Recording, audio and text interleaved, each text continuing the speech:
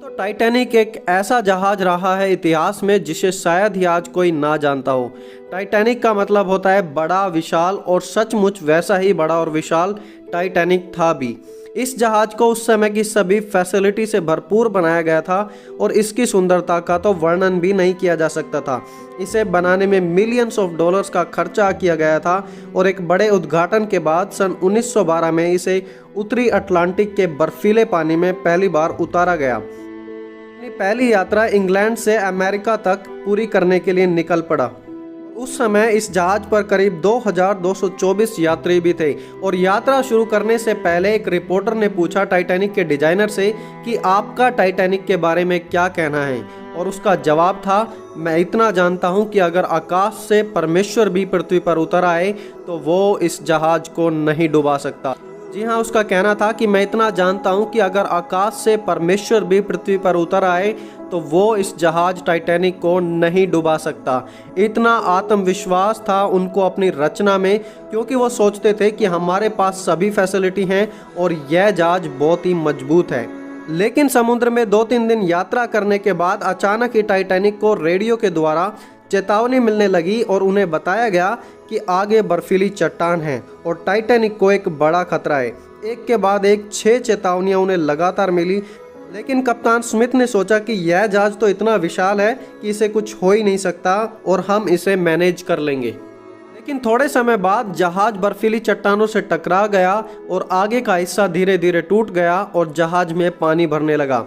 करीब 2 से 3 घंटों में जहाज पूरी तरीके से पानी में समा गया और बर्फीले पानी का तापमान जो कि 2 डिग्री सेल्सियस था, उसमें कोई भी मनुष्य 10 या 20 मिनट से ज़्यादा जिंदा नहीं रह सकता था और देखते ही देखते 1517 लोग उसमें मर गए। और उसी समय मनुष्य का घमंड, जो कहते थे कि परमेश्वर भी इस जहाज को नहीं डुबा सकता, उनका घमंड कुछ ही घंटों में खत्म हो गया। दोस्तों, आज जब हम चांद पर जाने की बातें करते हैं और मार्स पर जीवन शुरू करने की बातें करते हैं, क्लेम करते हैं कि पूरे अंतरिक्ष पर आज हमारा कब्जा है, आज मनुष्य की वो ताकत कहाँ है? कहाँ है आज मनुष्य जाति का घमंड? कहाँ हैं वे लोग जो परमेश्वर के तुल्य अपने आप को बनाने की कोशिश कर रहे हैं? टाइटैनिक में उस समय सबसे अमीर लोग यात्रा कर रहे थे, लेकिन उनमें से एक भी अपने आप को नहीं बचा पाया।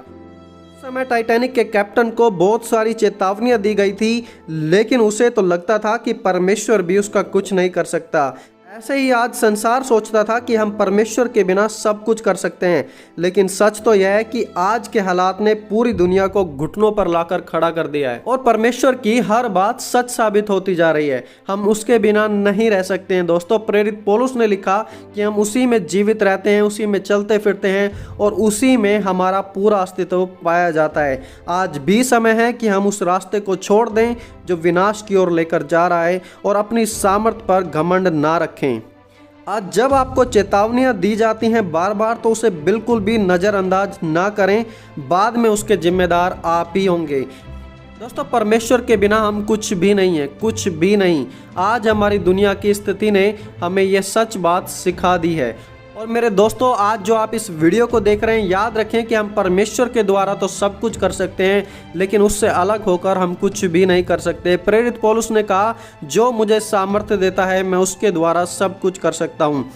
टाइटैनिक बर्फीली चट्टान से टकराया और चूर चूर हो गया और उसका कुछ भी नहीं रहा। यीशु ने कहा, जो मेरे वचनों को सुनता है वह चट्टान पर घर बनाता है और कोई भी आंधी, कोई भी तूफान उसे कभी नहीं गिरा सकता। इंसानों द्वारा बनाया गया टाइटैनिक टूट गया और लोगों को नाश भी कर दिया, लेकिन परमेश्वर के द्वारा बनाया गया नूह का जहाज, उसने लोगों को जीवन दिया। और दोस्तों, आप इस बात से अंदाज़ा लगा सकते हैं कि अगर प्रभु की आशीष है तो एक लकड़ी भी लोहे से मजबूत है, और अगर प्रभु की आशीष नहीं है तो लोहा भी लकड़ी से कमज़ोर है। और यही फ़र्क था नूह के जहाज में और टाइटैनिक में। तो इसीलिए दोस्तों, अपने आप पर घमंड करना छोड़ दें और प्रभु पर भरोसा रखना शुरू करें।